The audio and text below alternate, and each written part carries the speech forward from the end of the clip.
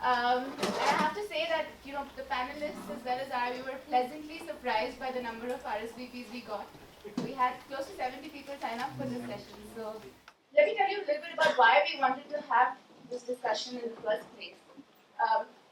Through Sankalp Africa and through conversations that are going on, one thing that you will keep hearing again and again is that there's this huge unaddressed market opportunity at the base of the pyramid, and that's really the core reason why social entrepreneurship exists. These consumers are in rural areas and in informal urban settlements where reaching them is very difficult.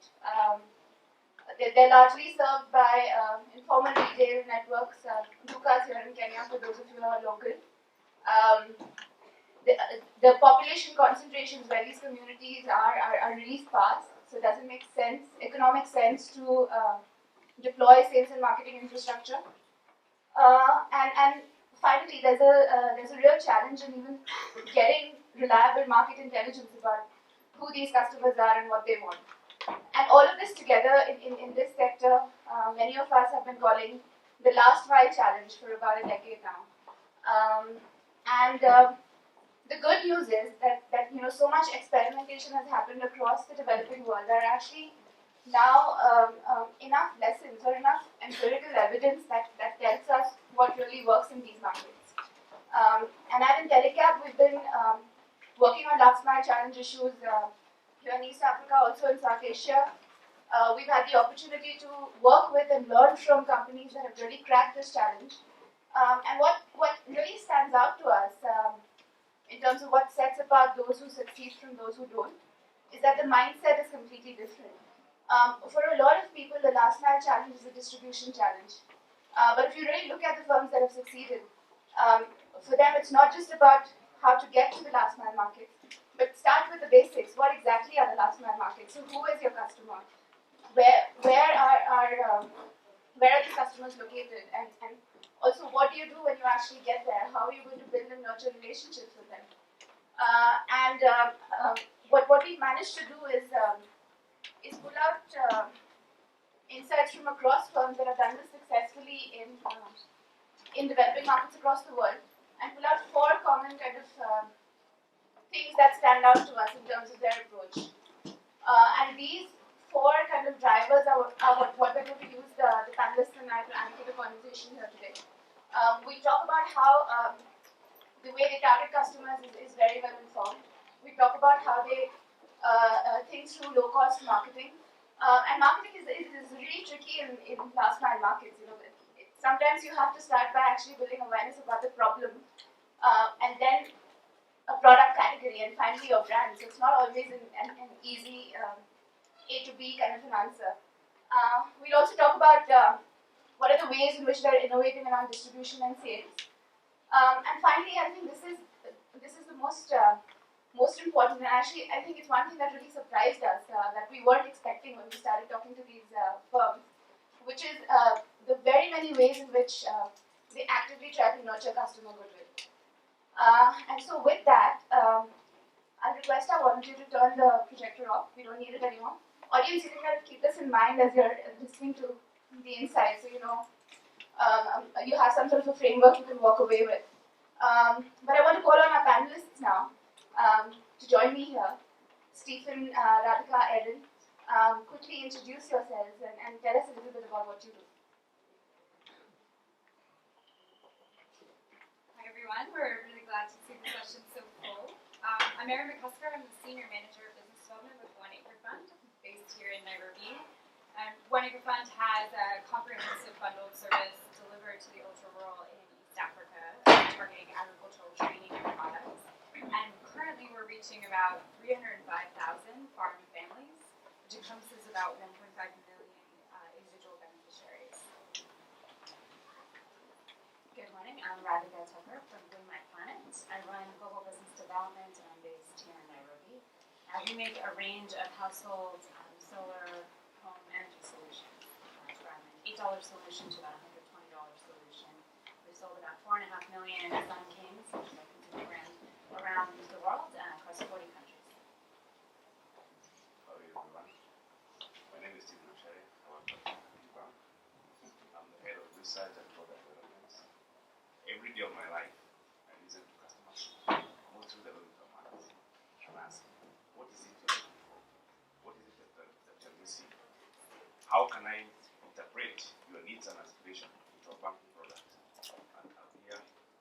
share with you what we've done in this space. We can do a product for the last one.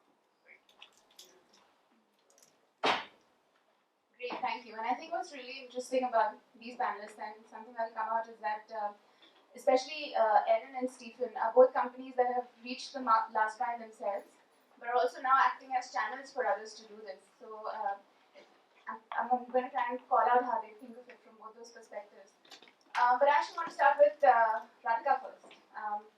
Radhika, I think because her story is something that I think a lot of you in the room, especially startups and early stage ventures, will relate to.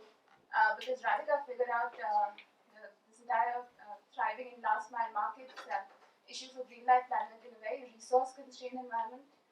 In a very new market, she moved from India to here to try to figure out what would work here. So I want to start out by trying to understand from Radhika, how did you identify exactly where in Africa or East Africa would you go in? How did you figure out how the markets were so, in what ways were they different from the markets back in India? And how did you really operate in an environment where reliable market intelligence is so rare?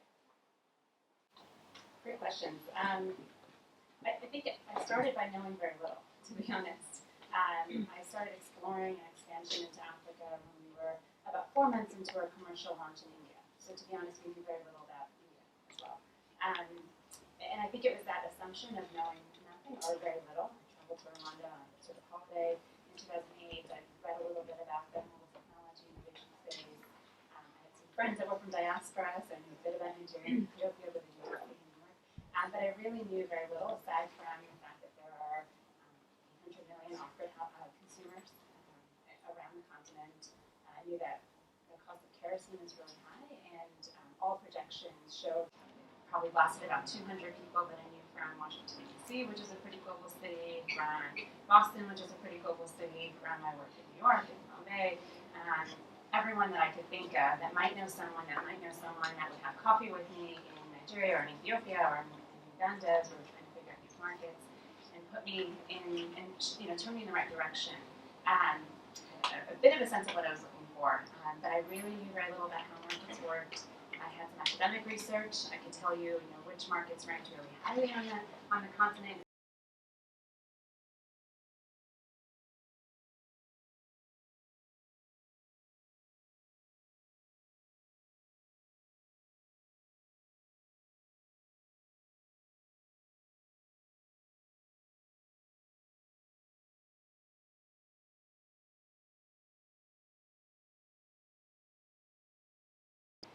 This house I went to for Shabbat dinner on a Friday night who connected me to someone.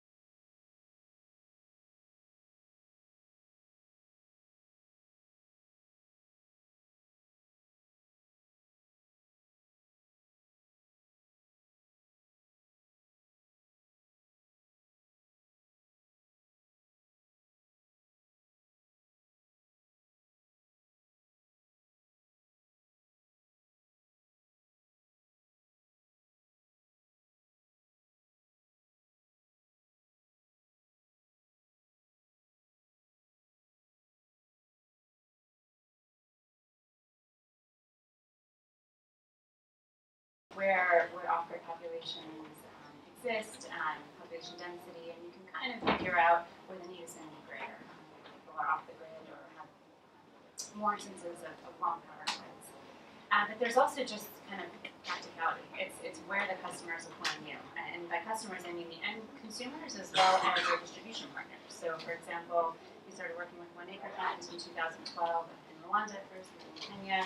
They have heavy concentrations in both Rwanda and in Kenya, and when they're selling 50,000 Sankalp pros in a distribution season at a time, you can imagine that all of the neighboring households are Sankalp pro as well, or Sankalp home, and so it's pretty, we found a a lot of our distribution partners following where those pockets of demand exist. So I think it's a combination, really.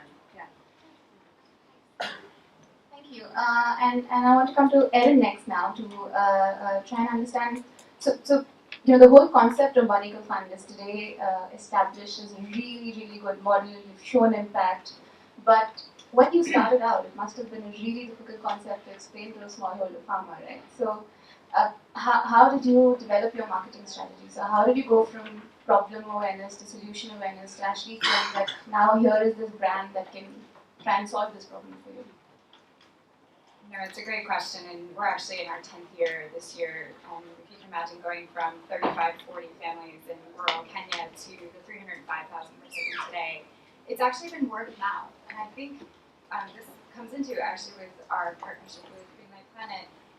Seeing is believing a little bit in these rural markets. It's very hard to explain the problem of, I know you've grown your maize this way for generations, but let me just show you, if you do it this way one season, let me show you the difference that can have. And so we set up demonstration plots, or we'll try and get a few thought leaders in the community, or social leaders such as church leaders, or heads of SACCOs, to join us as an advocate and to take the risk themselves. And then once you can point to a field and walk around and say, this is a 1 acre fund field, and the maize is 4 feet or higher early in the season, and this is a non-1 acre fund field and it's sparse and it's barely growing, then you start to get huge demand. So our marketing strategy relies very much on a door-to-door, and so our penetration and expansion is really almost exponential. You go in, it's slow at first, there's a few demonstration plots. We use this every season. We'll actually take a product around to a home, allow them to use the EnviroFit cook stoves, or I was just speaking about earlier, the Greenlight Planet Sankalp Pros, I mean, too, work very well. Let them use it, let them see the impact it can have. And it's the same thing with our seasonal model with the agricultural training and the inputs delivery we have. And that word of mouth is what's most effective. There's a community of people they trust, when they can see the impact, they can see that there's minimized risk of their upfront investment or purchasing of the equipment. That has really been the most effective model. It's very hard to say, buy this $80 package, trust me, it's going to work. That does not work in these ultra-rural communities. Financing is an incredibly new concept to them. That's an incredible amount of money. It's an incredible amount of risk they're taking on. But if you can point to a field and say they went from 4 bags of maize to 12 in 6 months, and this is all they had to do, then you start to get the demand. So our strategy really relies on that door-to-door, thought leaders, and demonstrating the impact, taking on that first year of risk ourselves. That's really interesting. And actually now, to bring my question to Stephen, I think what would be really interesting to, and Stephen, because of the scale of Equity Bank's operations, you're actually one of the few people who target last mile markets in urban areas, larger towns and cities, as well as really deep rural villages. So I'm actually going to take the questions that I threw at Radhika and Erin and now ask them how does that, and ask you how does it differ in rural and urban context? So there is a difference, but and the main difference, especially in the rural logistics, they don't know this product. Then awareness, they are not aware of this product. Then when you interact with them, you find most of their sources of energy are fairly cheap. So for you to change them to different modes and telling them the health benefits and the savings aspect, you need to make sure that you work with them. So they are quite different because the need in the down there in the rural is not as severe as in the urban center. And the other difference is economics. Most of the rural population, their incomes are very low. Not until now you educate them at their level. They will tell you, I buy light for 3,800 Kenyan shillings. That's a price of a goat. So until you are able to talk to their level, and they get a tin from their local petrol station and a road blanket, and they have a lighting system free, and they buy kerosene for 10 shillings. Until you sketch a product that you lift up to them, and they see the benefits, and have opinion people preaching, even from the church, you involve the church, the opinion leaders, tell them, yeah, this thing might be 3,800, but the saving you are going to get from daily expenditure and health benefits are so much. So in the rural, it's more engaging. It's more engaging. You need even perpetuals to engage with them so that they can live. And schools to encourage the children so that they can do homework. But in urban areas, the sources where technology is very near, the incomes are a bit, they have the need, they can be able to budget themselves, so the markets are different. But you are using different strategies to engage with them.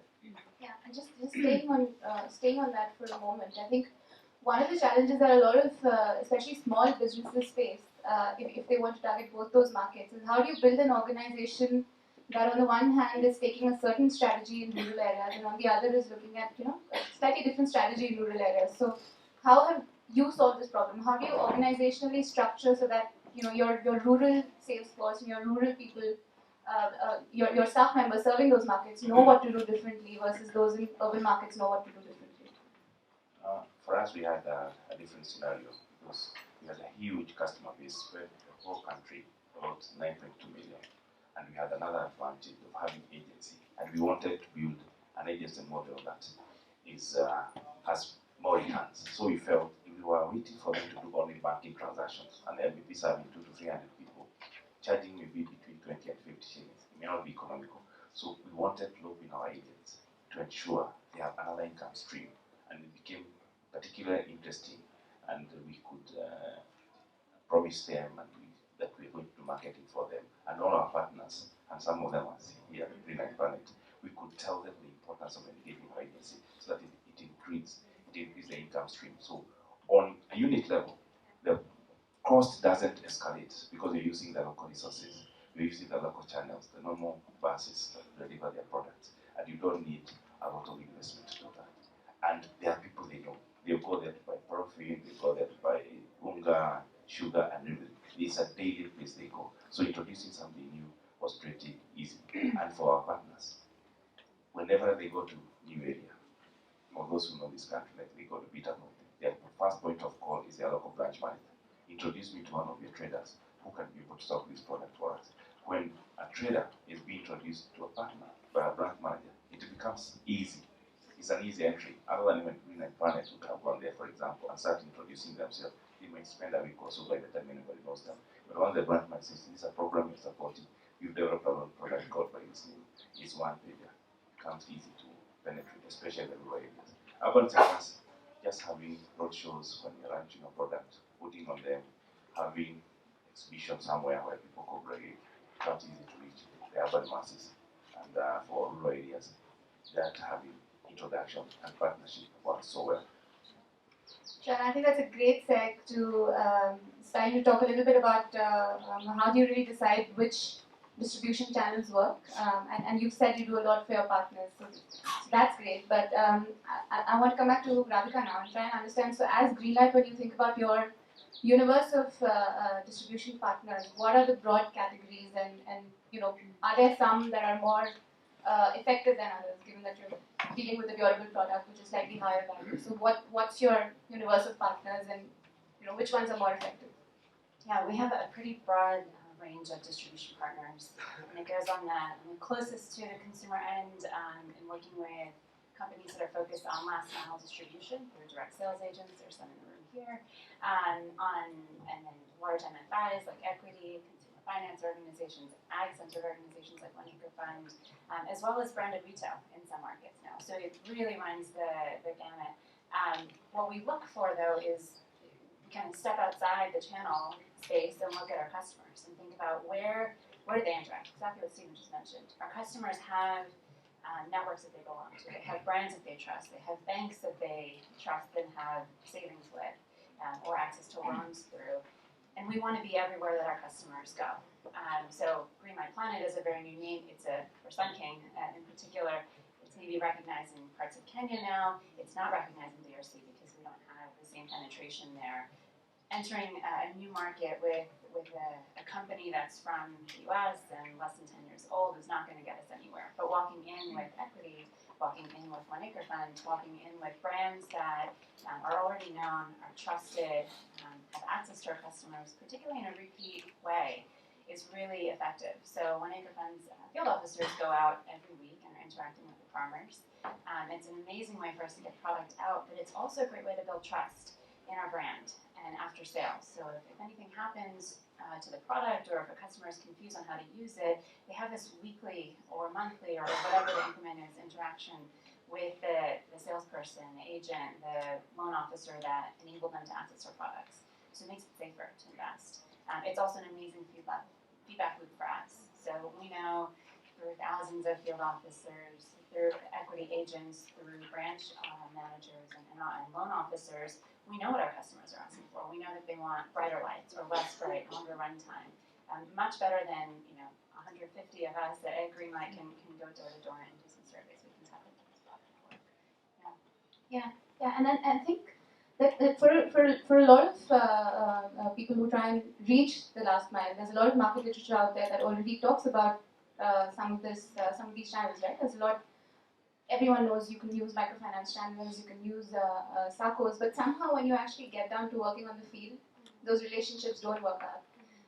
And I think one of the reasons is because we're looking at organizations that are not traditionally marketing and sales oriented, do marketing and sales of durables and consumer goods. It does not come naturally to them. So how do you kind of try and overcome that challenge? Like, is there anything else you do to make sure that you're equipping your partners to also succeed? Yeah, absolutely, and really good point. I think it's really important to look at what those channels are really good at and leverage their expertise. So in the case of an MFI like Equity, they understand how to credit score, they understand how to assess the risk of a customer, they understand how to collect money. They do not know how to move product physically, not yet at least. And they don't know a whole lot about selling consumer durables or solar technology more specifically.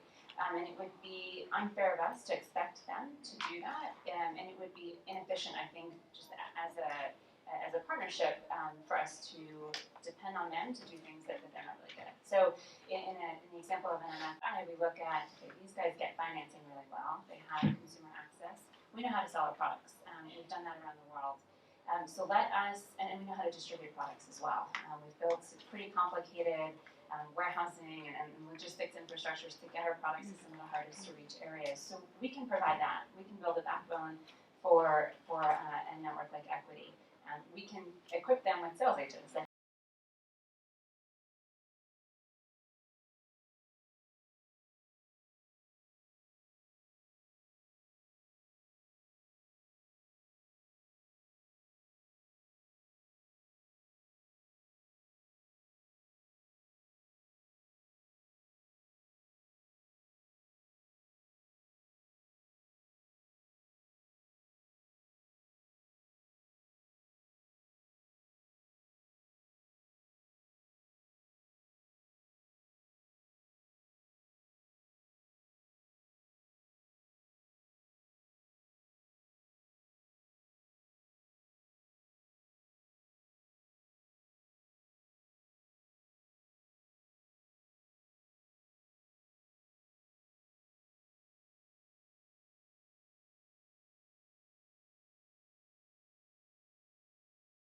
Middle and upper middle income markets would get.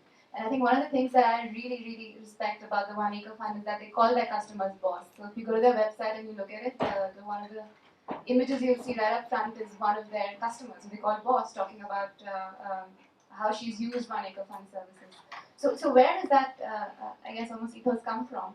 And it's one thing to organizationally decide you're going to do it, but how do you make sure every single person, right down to your field force, is actually living that I guess, value? No, it's a great point, and our mission is really farmers first, and that's an ethos and a mission that's been instilled from day one by our founder, Andrew Yoon. And that really does permeate all of our decision making. I'm on the fundraising side, and I always say, I wait to hear from the field if we're going to offer that product or service, not to hear from the funder if they're going to fund it. And that's really the mentality that we take. What that enables us to do down at every single level is really say, is this a product that's most impactful for the farmer, so it's going to drive impact? Is this a product that they are going to have sufficient demand for and that they can afford? And so when we start to think about ourselves as a distribution channel, we focus primarily on the agricultural productivity, so the high quality seed, the fertilizer, the inputs, and the financing to make that affordable.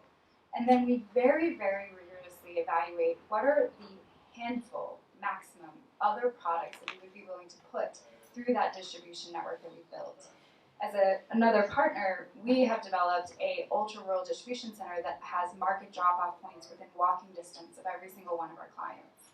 So instead of having to arrange transport to pick up their seed and fertilizer or their farming products at the beginning of the season, it's within walking distance at a local church, a neighbor's farm, and that is a great access point for these ultra-rural markets for products they otherwise wouldn't have. We're evaluating those products to say, is it worth it to them to take on extra credit? Is this going to actually generate incremental income, which is one of our primary metrics? Is this going to have substantial health benefits? Or is this going to provide them increased attendance at school or other positive secondary outcomes?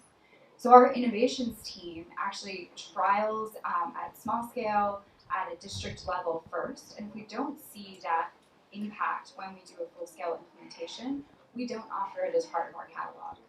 And so the Green Light Planet Partnership 2012, I think there was 2 years of testing prior to that.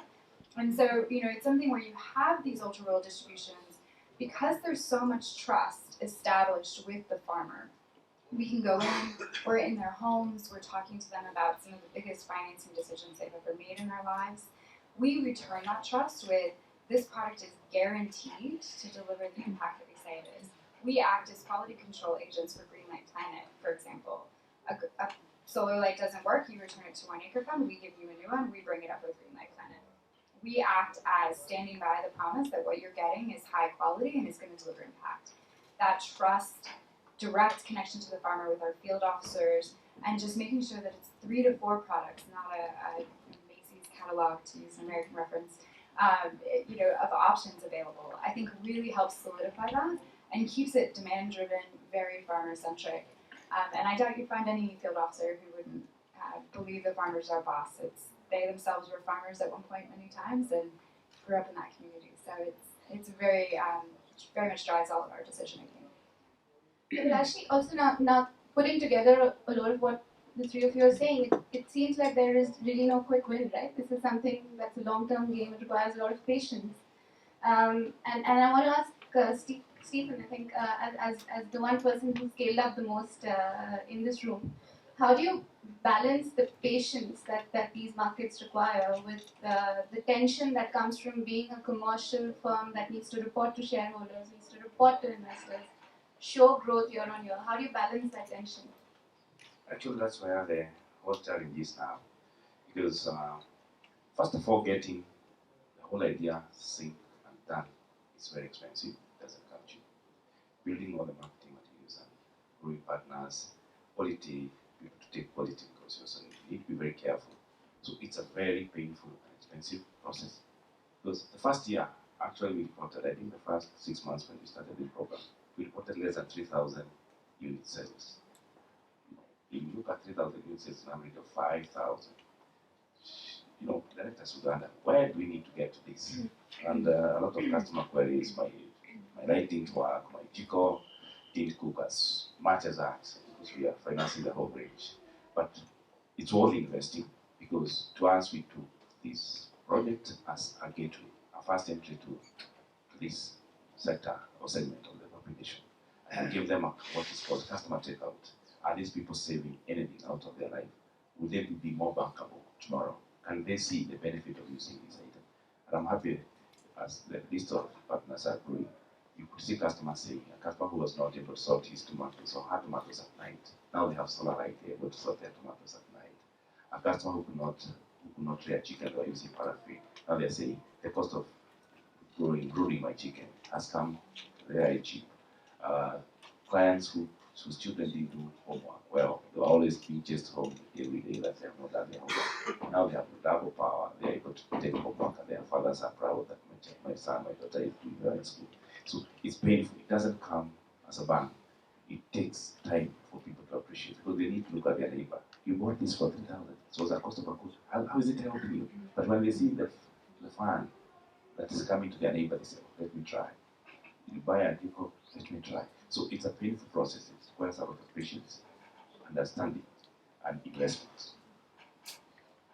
And would you have some advice for those in the room who are trying to make this case for their boards, their bosses, that this takes time and we will not see results in a year or so? Because I know that for our clients at least, this is always a struggle. How do you make the case internally within the organization, regardless of scale, right? Regardless of whether it's a startup or a corporate. How do you really make the case that with enough time you will see results? I think the first thing is having the right baseline data. What are your target population? What are the active levels? Appreciate that there will be fast time takers. Then the others who are taking by the side to see how it's going. Appreciate the market that you're targeting with very realistic figures, because sometimes we do at the board level and we think everybody will be jumping the following day, so it doesn't happen. Be a bit under promise but over deliver all the time in this sector, and be persistent, because they also check on your energy levels. If you see you have not obviously taken up, that salesperson who was riding a bike talking about that product is no longer now there. You're not being there. The display is not being wiped. They cannot see the demonstration kit there. They start wondering, do you still believe in it? So at the partner level, at the investment level, you must display a lot of energy so that they can believe in it. Because others will be walking and seeing, waiting for one day that light is not working, waiting to see somebody complaining that what I bought last year is not working. But with your persistence, it is doable. But start by under-promising your board of directors, your investors, but over-deliver. And it's doable, especially in this part of the world where there are many challenges of cash flows. If one family will have a positive cash flow out of that investment, they'll be the advocates to you, on and on and on. And if you have 100 families advocating for you, now you're in business. You'll always now grow and scale up to big levels. Thanks, Stephen. Okay, and on that note, so one of the things we decided when we were putting together this panel is to also not bore you by just keeping the conversation amongst ourselves. So we're still, I think, only about half hour into this conversation. We have some time to go, but we want to open it up already. See if you have questions, and I already have some hands. Okay. I'm scared to get off because it's difficult to get back on. Hi, I'm Jim Anderson. I'm with the Boma Project. And we operate in the extreme north of Kenya in Marsabit and Samburu County. Part of my history involves 1 acre fund. I was 18 months in Burundi, where we went from 10,000 farmers to 42,000 in that period of time, and also selling Sun King Pearl lamps as part of that experience. So I've got 3,000 micro enterprises involving 9,000 women scattered across an area that's about the size of the UK. Population density is 4 per kilometer versus 400 in Burundi, so 100 times less than where I came from. And my challenge is to light up the northern desert. And I've been talking to various solar providers about a micro power station that will support 40 to 45 lamps. So I need 3,000 micro power stations, 90,000 lamps. That doesn't seem to be an interesting order, because the scale of these solar companies is now so large that they can't imagine crafting a product to support that situation. But 40% of the population of Africa lives in these same arid lands. And if you look at a map at night, you can see that they're all dark. So that's the challenge. I don't know if Greenlight would be interested in talking about it, but that's my situation. And we think about it the same way. So we also think about it as a knowledge distribution channel.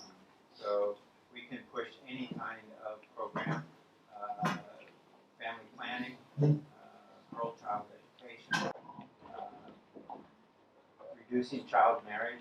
We can push all of those through our distribution channel. But the challenge is really how much can our mentors handle who are local employees. It's like the field officers, my boss in Margaret in Burundi was always cautioning me, saying, Jim, they can't do everything. They can't know everything. Still caution that. Yeah. And so that's our situation. But still, the people don't have life. The kids can't do homework, and there's no product.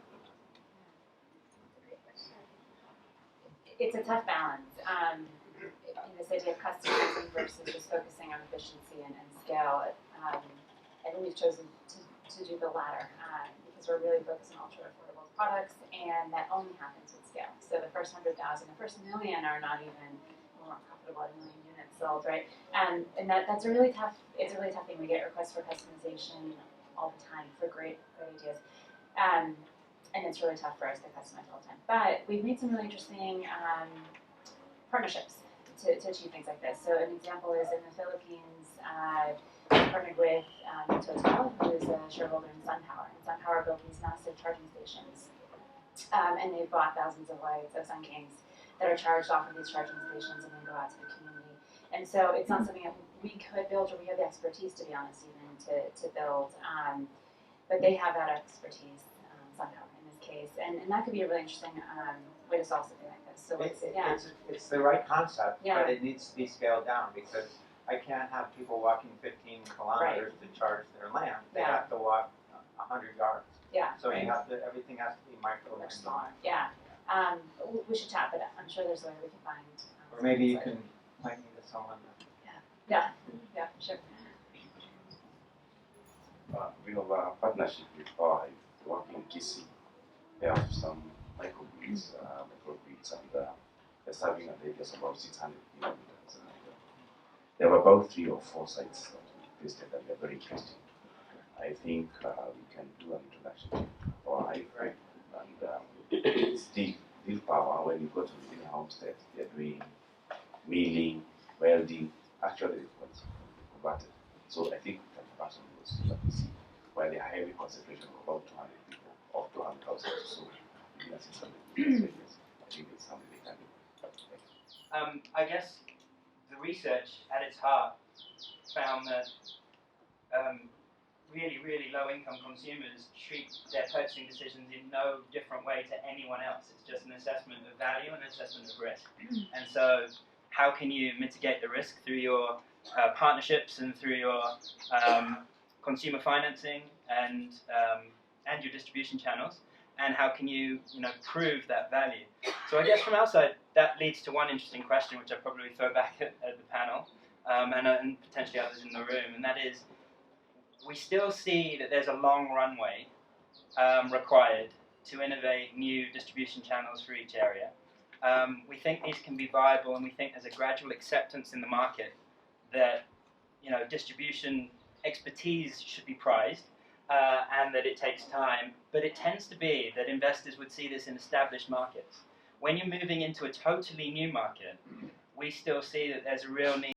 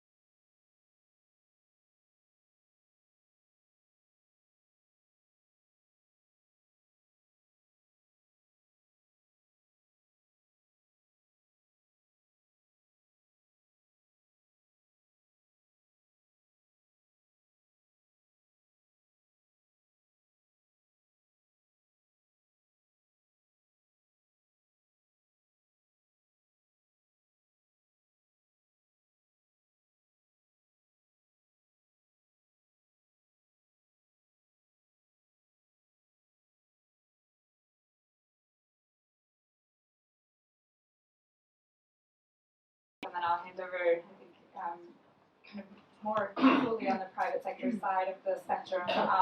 One Acre Fund is a social enterprise. We are a hybrid model. So our business field-facing component is truly treated as a social enterprise, but we do have a range of other activities that are philanthropically funded. I have found, working at least in this space for the last 2 years, that the grant funding, when you're saying we have a model that works and we want to take it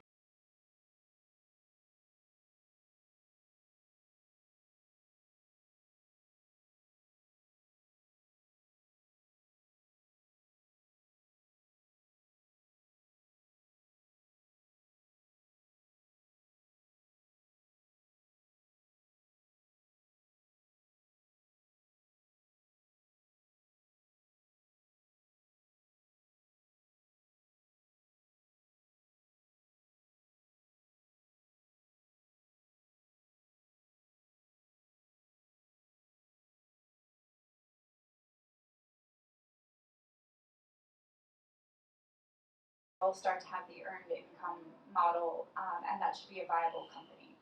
So I found that there's a lot of draw for those very early stage catalytic fundings. I believe I saw Aid in the room earlier. I think that's a new model that they're looking at. How do we de-risk this for the private sector to then take over? It was mentioned earlier this morning. So really looking at new country expansion, adaptations to models, or replication in new contexts. So that year zero, year -1, where you're starting to build the trust, that long runway, that's a real role for development aid to play, because it opens the market and sets the stage for the private sector funding and traditional financing or business financing to come in while the earned income stream is being built up. Speaking off of the One Acre Fund hat, I think personally I find that model really attractive. I think the private funders and private philanthropy also sees that they can play a role in de-risking what will be future private business investment.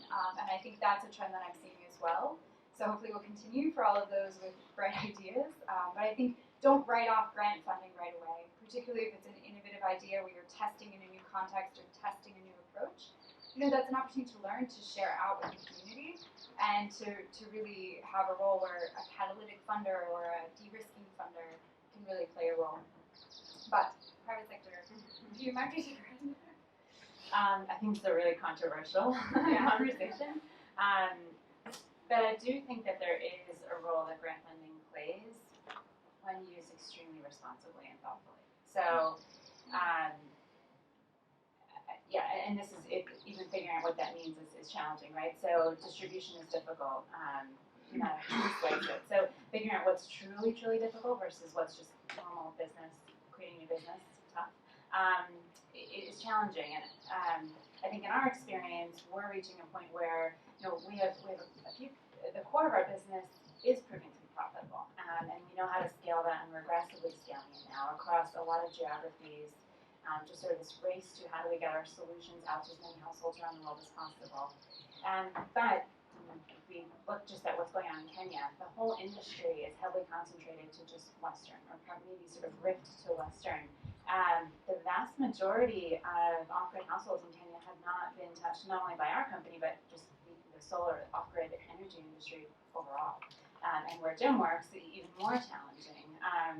And there are interventions starting to come around to address this. But you have to ask, why is that? And part of it is there are some great organizations and companies that are successful in certain parts of the country, but also it's easier. Maybe they're sort of related. But as we think about what it takes to expand it, and Kenya's an extremely mature solar market. What does it take to expand into parts of Nigeria that are actually challenging from a security perspective? But the need is really great. And so I think we're starting to realize that we need to separate our business. And the stuff that we know how to build and how to scale quickly, we continue to operate that completely commercially, and we don't want to distort that image by taking grant funding.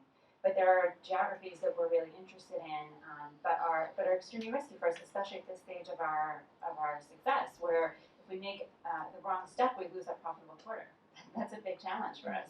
There are new business solutions and products that we're developing that are more effective for some of these harder to reach areas, but they're really risky if we're going to place some big bets on. So that's what I mean by responsible. I think absolutely, and if we don't make these risks and do it as an industry, we're going to leave significant portions of, in our case, the off-grid population out of the picture, and continue to work where it's easier, pleasant, and a little more known. I think I can comment on grant funding because it's very critical, especially research and development. Some of these customers require the most appropriate, like solar, we came from red acid, now lithium, we are from LED and what have you. So it can be very key because very few institutions will be willing, and if they invest so much in research and development, then we leave very little to actual production. Then the other one is technology. We need the most current technology, like pay-as-you-go. What are the systems that are going to support that, so that as many people, even who are far away from any institution, can still be served even in those remote areas. Distribution, as we mentioned when we opened this session, still we need a lot of support. And those small enterprises that are willing to take that risk, they need some little bit of support. And more importantly, is like one of my colleagues said, loan loss guarantee, that you make the financing more reachable by lowering the interest and for risk appetite to grow, so that more and more institutions which find, especially banking of the masses, as if it's sticky, if they are given or they're supported non-loss guarantee, it can bring margin because the appetite will be there. More and more we need to scale up and to reach even those people who are not bankable because of if you're given like 50% guarantee, you can imagine how the reach it can go out there. So to support that point, that has worked, and any institution that has really made an impact, if you look at the balance sheet, there was some sort of guarantee fund, either direct or indirect, that was able to support that. Otherwise, from a P&L perspective, very few institutions will be willing to let into that realm. Thank you. Also, please direct the question at maybe one or two panelists, because then we can get more questions. Okay. Hi, my name is Abu. I'm from Uganda. I run a company called Village Energy. And we began with distribution. We've distributed some of the Sankalp products. But one of the things that we found out in the rural areas is the critical need for skilled repair technicians, as well as spare parts, both of which are completely absent in rural areas. And that has completely undermined the penetration of solar, right? You guys are doing really well, but I believe you're probably just doing about 10-15% of the actual market that exists. And so we pivoted our business to basically try and build a business around this, right? So we know that you cannot build an actual business around repairs and parts, again, because products haven't penetrated that much, so there's not that huge of a market. But we know it's a huge confidence builder for people to know. So we build these outlets where someone can acquire their product, but can also repair it, right? The challenges, biggest challenge is batteries, because these products are very specific. So a battery that comes out of a Sun King product does not fit in a T-Line product. You've made it very specific. So I wanted to, and as well, in most countries, you're not bringing these particular stuff, which challenges our business as well. So I just wanted to understand what you're thinking around repairs, parts.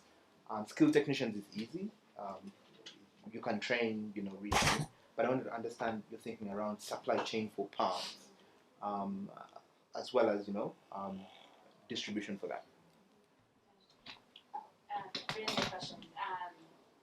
I think this is part of the reason that our warranty policy is a full replacement as opposed to repairs, because we know how challenging it is to get parts as well as skilled technicians. So ideally there aren't enough, or realistically, especially when you go down to the rural areas, there aren't enough warranty issues that pop up that warrant a specialist in diagnosing what's really going on inside for that couple percent or whatever that are coming back as faulty as just manufacturing flaws. So it's really hard to build like concentrated expertise and, to your point, with all of the components that are needed. So our warranty policy is just a full replacement, which is, on a unit level, not super efficient, but you look at the picture and such small concentration of sales, even in our heaviest concentration areas, it's still one of the most efficient. But a few things that evolve over time. So where we've been operating the longest and we have enough concentration, we're starting to look at more cost-effective ways. So we've started to build repair centers and after sales, or rather after warranty, post-warranty period, battery replacement services. And these are things that we want to bring up in much more so in the next few years, particularly in markets where there's enough concentration of product and distribution to warrant it. So we started doing this in India, we're looking at doing it in Kenya, Uganda will follow next actually. But it takes a while. You have to build a concentration and then build these extra support services after. It is challenging.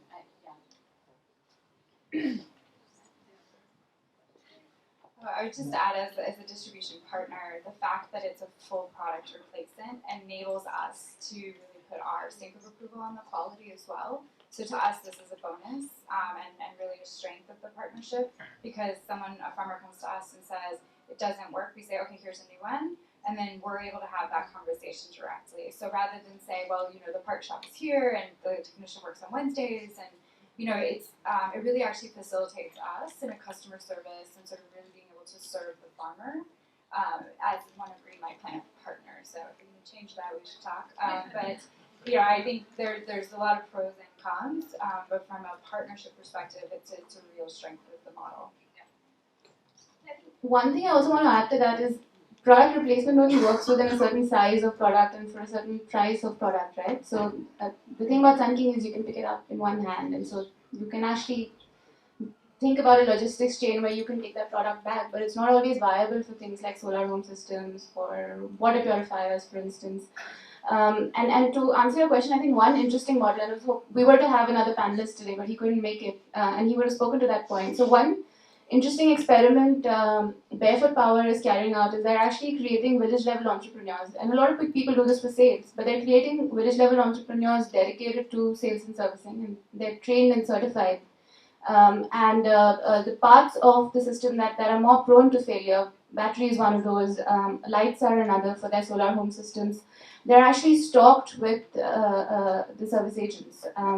And these agents are not super skilled. They're people who completed 8th to 10th grade of education, and they have done odd jobs around electrician jobs or plumbing jobs in the past, so they're easy to train because they have some kind of technical propensity.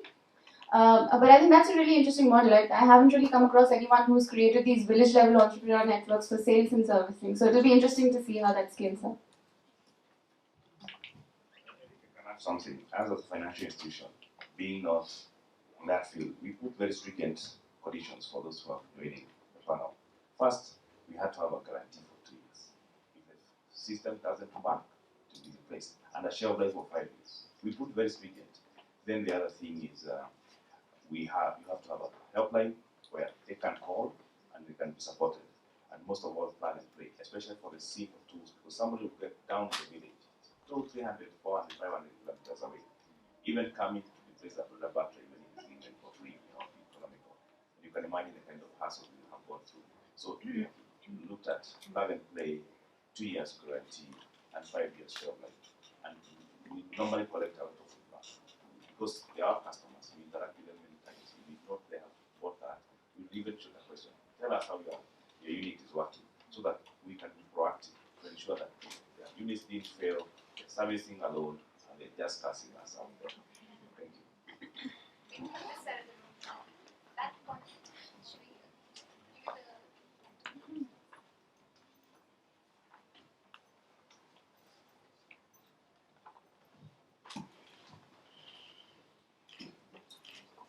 hi everyone, my name is Abadi and I come from Phoenix International. We also renewable energy company based in Uganda. My question is specifically for Green Light Planet.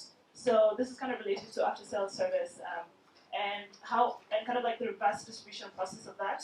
How are you making sure that at the end of life of your products, Green Light Planet's back?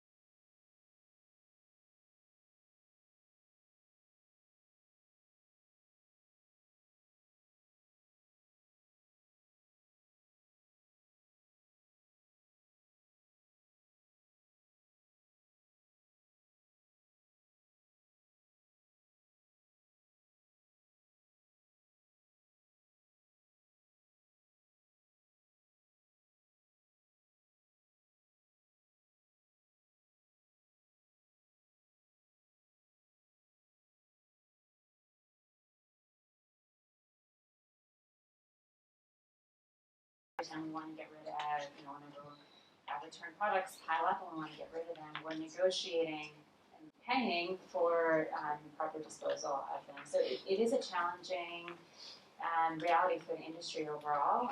I don't think it's something that one company individually can solve. I think it's something we have to build together, but we are very interested and active in trying to resolve this for the industry. We set up some nice partnerships in India and Nigeria, but unfortunately that doesn't exist everywhere in the world yet. question from Hi, I have a generic question for anybody in the panel and maybe people in the audience, and going back to marketing, so moving away from services. I have the impression that most of us still skimming the surface of our customer base, and I think somebody said 10 to 50% market penetration, which to me they are early adopters. So the question to everybody is, how do you move from early adopters to mass market? How long does it take? And what marketing techniques, mechanisms are you using, and if anybody is using anything apart from the obvious answer of building trust?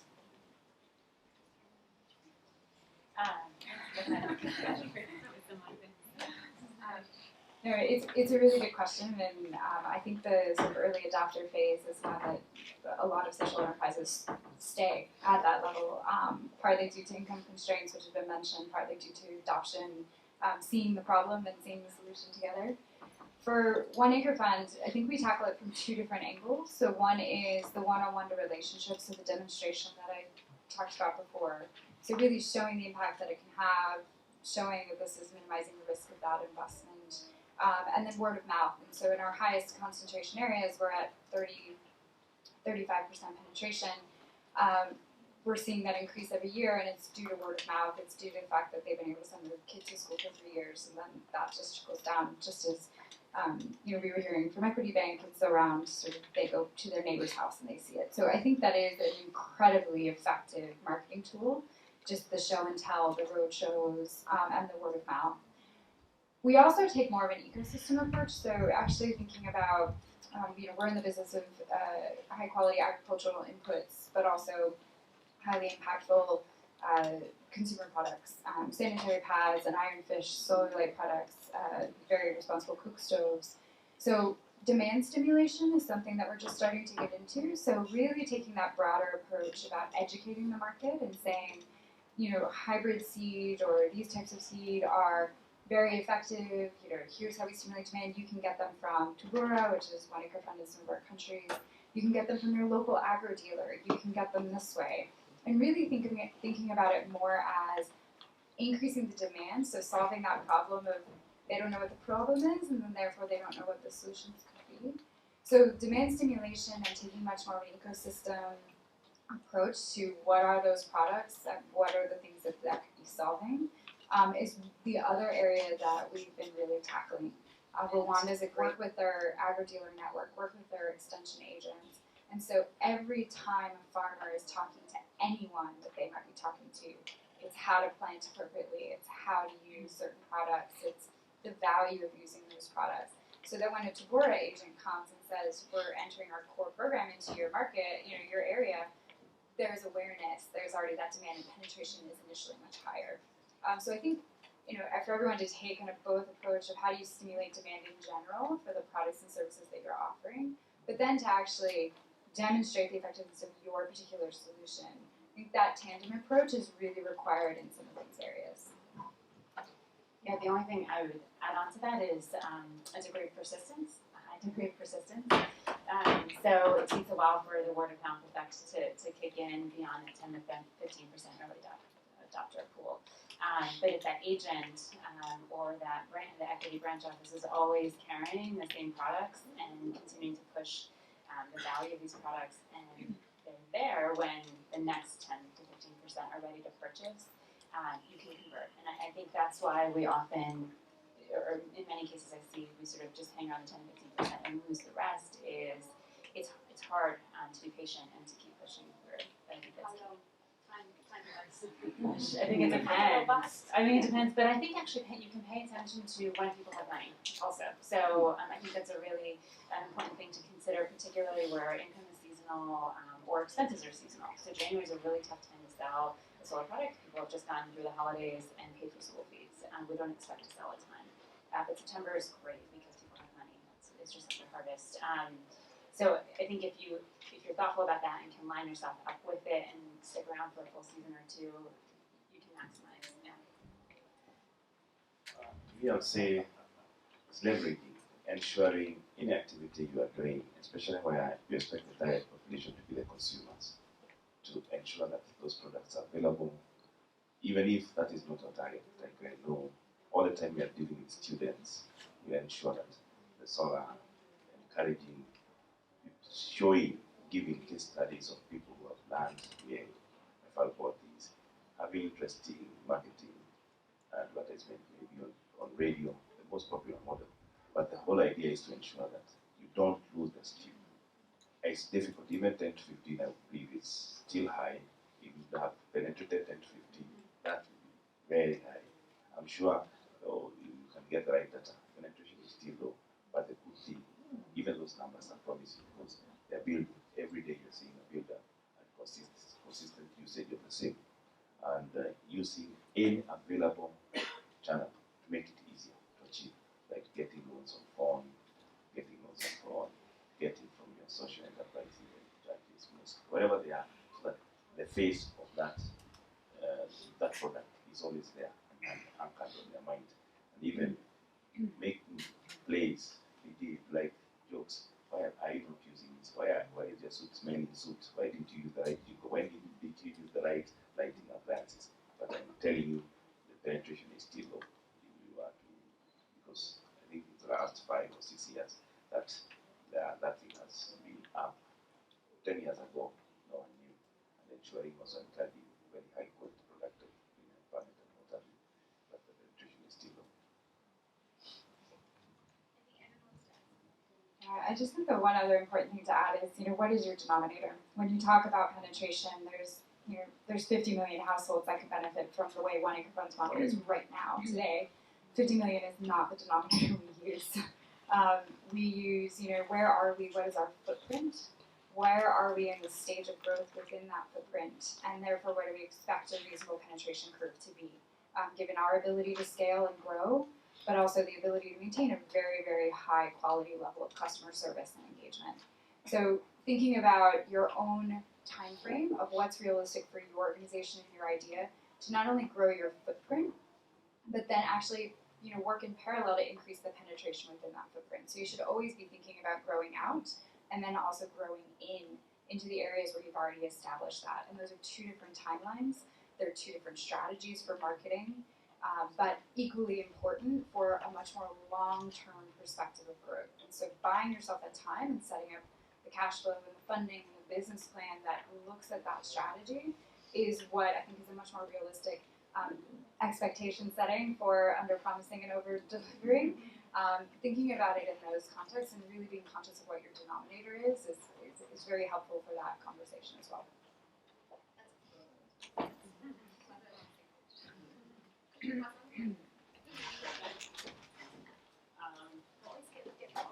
Yeah, I know. I don't envy you guys sitting there. My name is Sarah Huber from Drip Tech. I actually have a question for each of you. I was really looking forward to this session. So you guys are arguably some of the most successful social enterprises existing today. A lot of people are, and we also try to do a lot of what you guys have done, but have been less successful at that. So I was curious, particularly from the ag perspective, you've been working in a number of these communities, for 5-10 years, and you're looking at top penetration of 30%. And it's something where probably like 80% of people could benefit from it. Why do you think that is? I mean, we've had plenty of board members, investors who are like, for our product as well, it's tremendous ROI. Why isn't everyone buying it? Why doesn't every neighbor of one of your customers buy it? So I was just curious what your thoughts were about your market penetration as one of the most successful ag social enterprises, and what's sort of stopping that from kind of taking over the majority of the community. And on the solar lanterns, I was just curious, since there are so many solar products companies, and you guys are probably the most successful one, what's different about your marketing and distribution, if that's the reason that you're more successful, if you could speak a bit to that. And then for Equity Bank, I was curious, we recently started doing some financing partnerships, but I was curious, when you're looking at potential products to market, if you think that there are certain types of products or certain types of target customers that you're most effective at getting out, whereas other types you're just like, this isn't the right channel. So just how you look at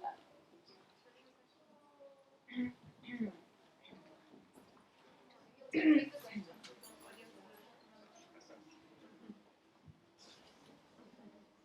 as I said in my opening remark, we did a lot of baseline study, especially banking the low income.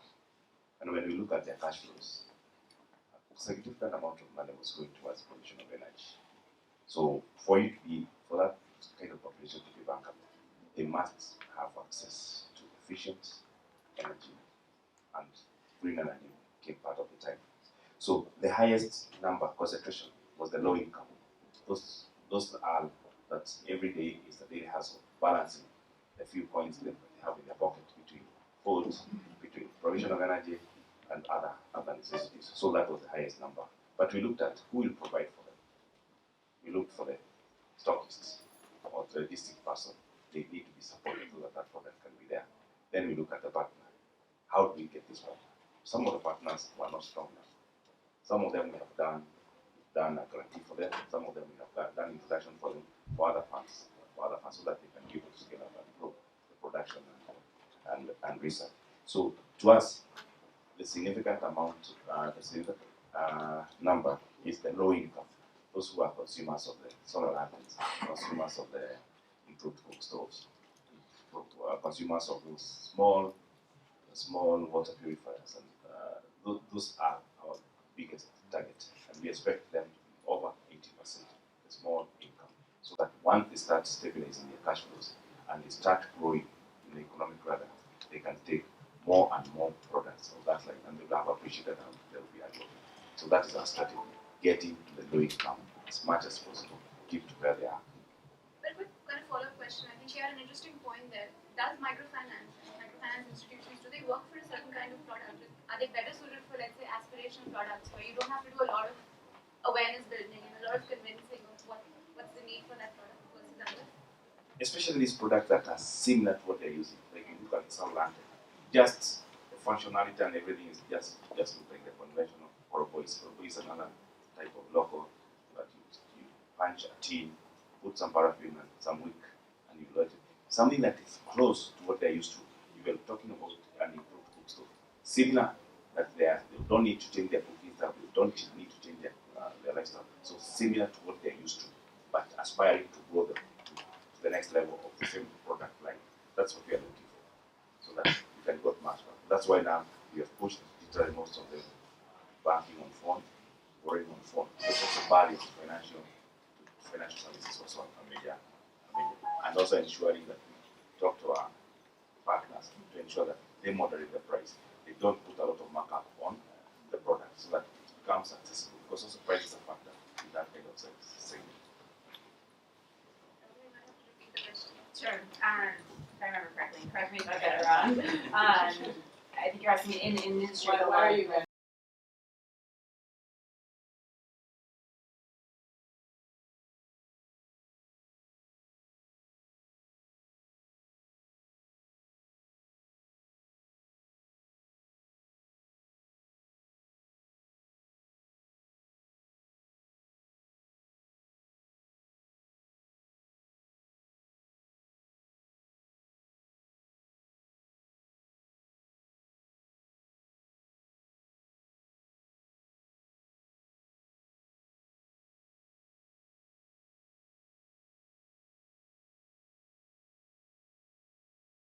put together and well informed by what customers want.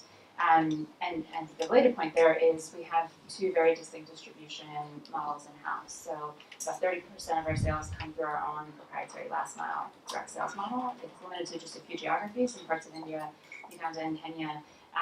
But that access to customers firsthand informs our product development really well. It also gives us a really good understanding of what it takes to sell our products.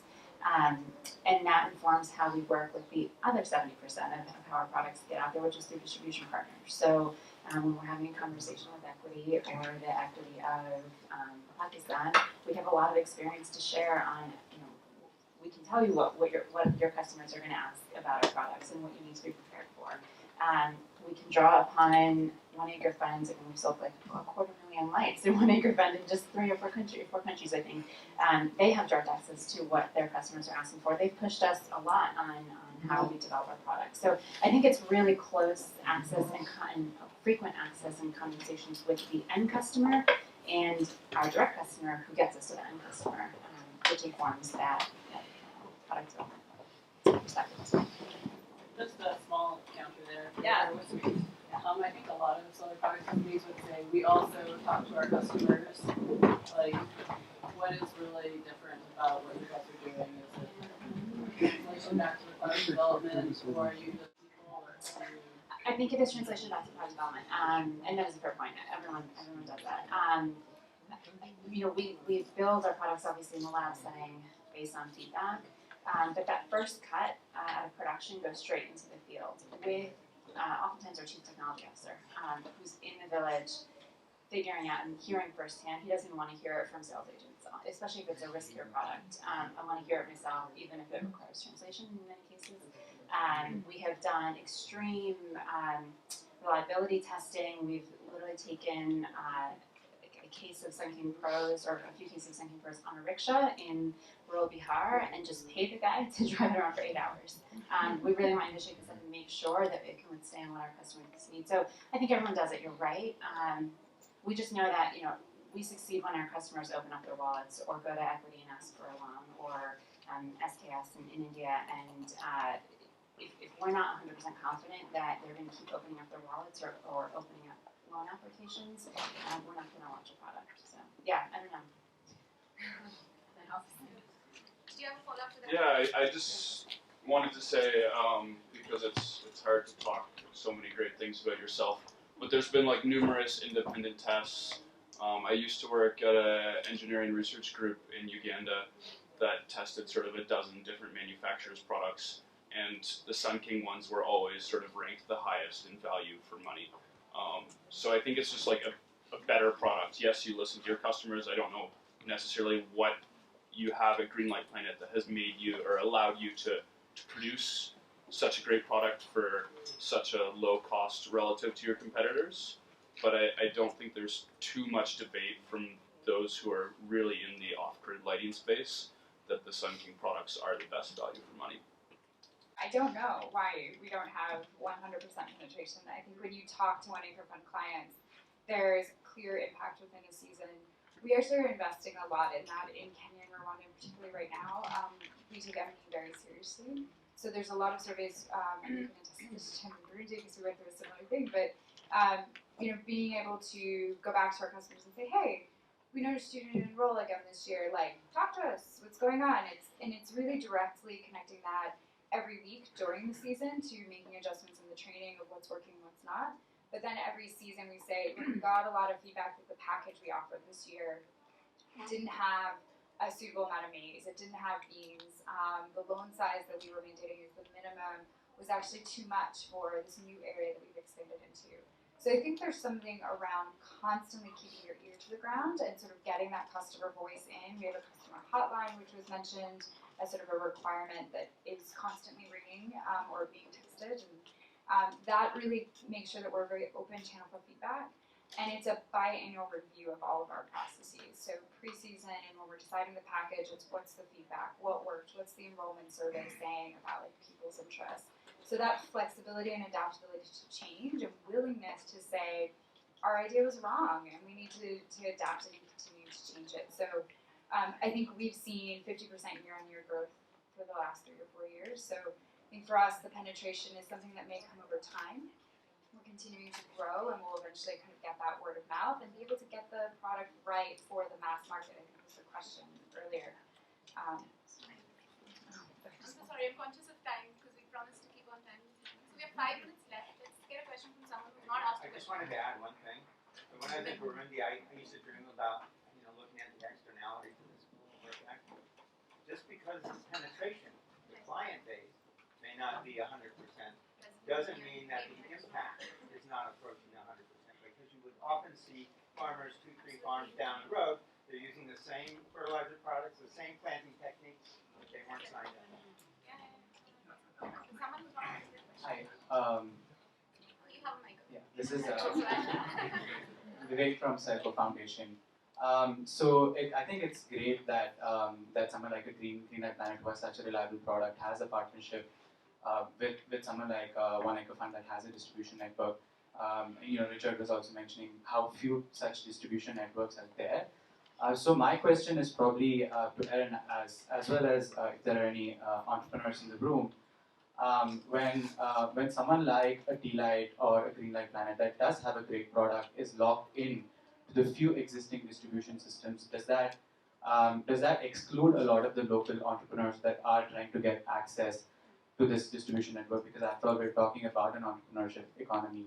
And similarly, people who might dream of setting up a manufacturing facility for such products in the local context. Does that lock them out of the systems? I'm wondering if we should kind of throw it back at the room and then come back to Ed. And is there someone who'd like to respond to that? Who's maybe experienced it firsthand of trying to crack distribution partnerships, but because so many of the companies are already locked in with partnerships, it's difficult to get inroads. You have. I'd say that I work for a small company called Solite in Uganda. We do distribution and financing of Greenlight Planet as well as omnivoltaic products. I'd say that because penetration in Uganda as a whole is so low, we're looking at between 5 and 10%, the competition amongst the different players is very small, and if anything, it actually complements each other. So one of our agents will speak to a customer, the customer's brother will have bought it off Sunny Money, or maybe Greenlight Planet directly, or some other distributor. But because they see that same Sun King brand, they recognize the quality, they're happy to buy it off us, and it doesn't take the sales agent several sort of visits back to the person's house of trying to convince them to buy it. When penetration does sort of reach that, I don't know, 60, 70, 80, it will be interesting to see whether there does become more sort of vicious competition between the players. But for right now, as far as I can say, it looks great. In terms of setting up a manufacturing plant here, I think some people are starting to do assembly. I heard Phoenix, there's somebody from Phoenix in the room. I think you guys do some assembly in Uganda, correct? But currently, because of economies of scale, all the parts still need to be imported from China. So for the solar lantern space, I don't think it makes a ton of sense currently. Yeah, that's my 2 cents. Anyone else? Deepak had something to add. Deepak, you also might want to introduce yourself. My name is Deepak Saxena. I'm the head of partnerships for Unilever water business, which is pure and water purifiers. So, but coming specifically to this question, I think it does. Distribution, there are doors that get shut, but not really because the partners are villains, but because a partner can deal with only so many people. And at the end of the day, there's only one loan at a time or 2 loans at a time. So long as the sale is expected to be loan-based, I think it does get a bit restricted. But when it starts moving beyond loans, then I think there are more opportunities in getting it done. So I think it does get, but and also there are so few good people out there. That's the reality. So there are not many equity banks. If you have to work, there are not many SKSs in India. So and how many people SKS can work with, or equity bank can work with? And so I think the challenge is, or rather the effort should be, how do you work with the second set of organizations and sort of work together with them to craft the partnerships. Because that's where most of everybody is approaching the same set of people to work. I'd like to respond to that also, if you don't mind. Quickly.